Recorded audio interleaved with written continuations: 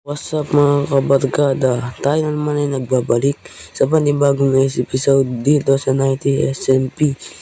Kung napapansin nyo sa likod ko ay may bahay. Siyempre ginawa ko yan. Kung natatandaan nyo, sa una kong episode dito sa 90 SMP ay gumawa tayo ng base. Yung pala ay sinunod nila, which is okay lang sa akin kasi bawal din pala yun. Malapit sa spawn yung base mo. Pero okay lang talaga sa akin guys. Tara, house tour ko kayo sa bago kong bahay. Tara na.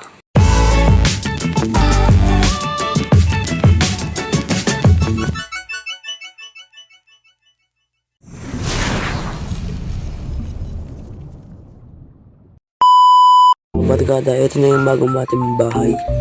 House tour ko kayo syempre. Nakikita nyo naman napakangas.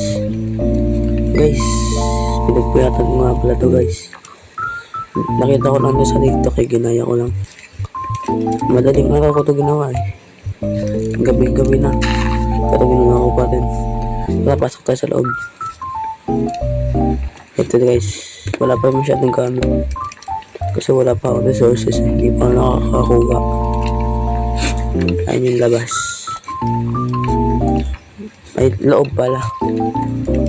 Sorry guys, medyo nabubulol ako kasi kakabalik ko lang din sa pag-video sa YouTube. Ayun yung ano. Ito yung tama ng chest. May nakuha pala ako dito trident kagahapon. Nampatay ko yung ano eh. Yung sa dagat. Yun. Yes, I don't know if this is true or false because Ay, sa labas guys. Ito yung aking farm.